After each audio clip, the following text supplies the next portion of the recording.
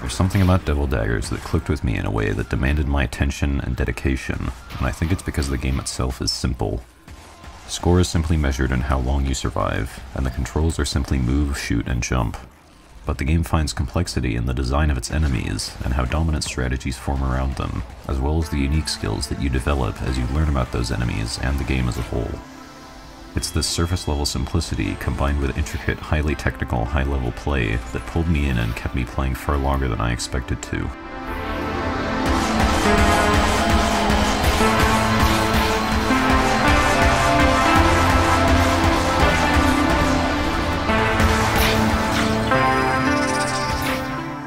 Daggers has one achievement: survive for 500 seconds. If you touch anything, you die, and the order and timings that enemies spawn in are entirely deterministic. It's up to you to learn the strategies necessary and develop enough skill when it comes to things like shotgun teching or bunny hopping in order to reach that. I reached 500 seconds a little over a year and a half ago, and it was easily the most difficult thing I'd ever done in a video game at that point in my life. For many who get immersed in this game, that achievement is a holy grail that only the most dedicated players can reach. That's what it looked like to me when I started playing the game, and when I finally reached that milestone, I thought that's where I would finally be able to set the game down for good. But that's obviously not what happened. I would watch over my first 500 runs so many times, and in doing so I would begin to fixate on the flaws.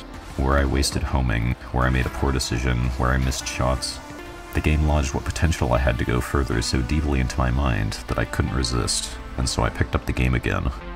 When I put my mind towards making it past 500 instead of simply reaching it, progress came surprisingly easy, and making it up to around 780 was fairly painless.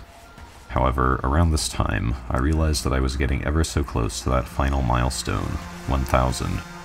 Those last 200 seconds would be the greatest test of resiliency the game would offer me.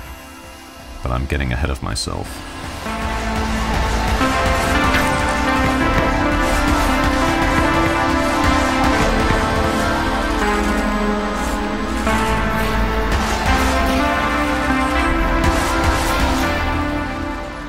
At around 460 seconds, Daggers reaches the end of its finely tuned, hand-designed spawn list, and begins the end loop.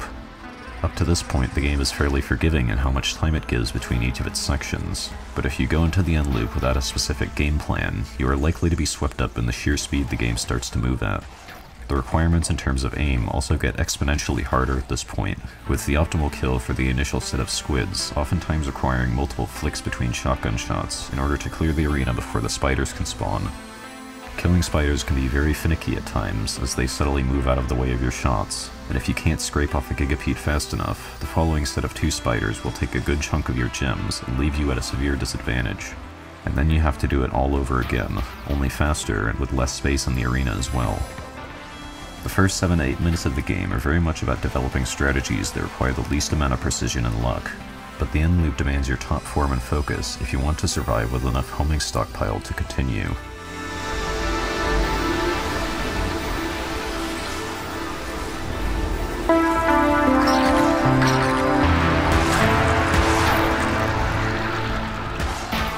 The end loop feels to me like a fluid dance. As you practice, you begin to feel the rhythm, and you start to develop senses for where threats are even without having seen them.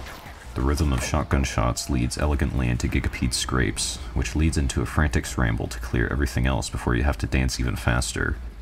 And the tempo continues to rise, and as you float further out from your humble beginnings, the pressure begins to mount. If you fall out of the infectious rhythm of shotgun shots, or you take a wrong step into a swarm of skulls, you'll have to go through all that came before this all over again. After the 6th wave, you'll have to start slowly expending your supply of homing daggers.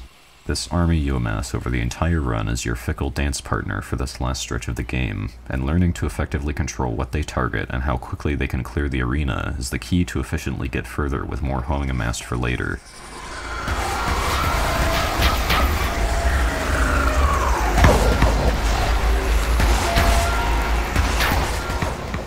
The final piece of the end loop are the ghosts. They may seem harmless when watching replays, but when they're alive, they will consume any homing you shoot, leaving this essential option that is absolutely required to survive the last sets of waves completely worthless. Killing them is a top priority in these later waves because of this. But in later waves, killing the ghosts will also cut into the next wave of squid spawning because of how fast the loop gets, and so while killing it, you also need to walk in circles to dodge the skulls that will inevitably get out before you can shift focus.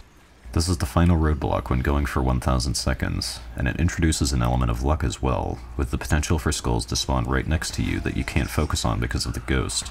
On top of this, a spider completely blocked by a gigapede can cause you to fall behind by just a couple seconds, breaking the tempo of that dance for what is almost entirely no fault of your own. In the end, the final challenge of Devil Daggers is mindset. You have to accept that sometimes the game will simply kill you because it feels like it.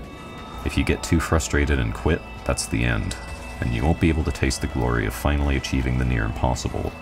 Just like I've said before on this game, it's all about limits. Devil Daggers is all about breaking past your limits and reaching new heights, and that's what makes the game such a powerful experience for me. I'm a very nervous person. When I'm put up against adversity, when I have other people relying on me in a tense situation, my hands start to shake and my heart rate begins to elevate. This has mostly been an issue for me in multiplayer games, where I have a team that's affected by how well I perform, but I don't think I've ever felt this nervous feeling so intensely than when I started attempting to reach 1000 seconds in Devil Daggers. If I survive the 860 ghost, it slowly creeps into me, before exploding if I survive the 930 ghost. My aim begins to shake noticeably, and I start to forget about the long term, panicking because I know one slight slip would potentially set me back hours of playtime before I would be here again. I had learned all the necessary skills to reach 1000, and I had proven it to myself multiple times by using custom spawn sets to practice in the final steps of the end loop. I just had to make it all the way through one time, starting from the very beginning. Devil Daggers is a competitive game, both in that you compete against others on the in-game leaderboard, but also in that you compete with your own shortcomings. For me, my final flaw that I had to overcome was my own nervous nature. And through enough practice, adversity, and a fair few choked runs, I reached my goal at last. Maybe I'll return someday to reach even higher, but for now, I'm happy to set down this game having reached so much further past my limits than I ever thought possible.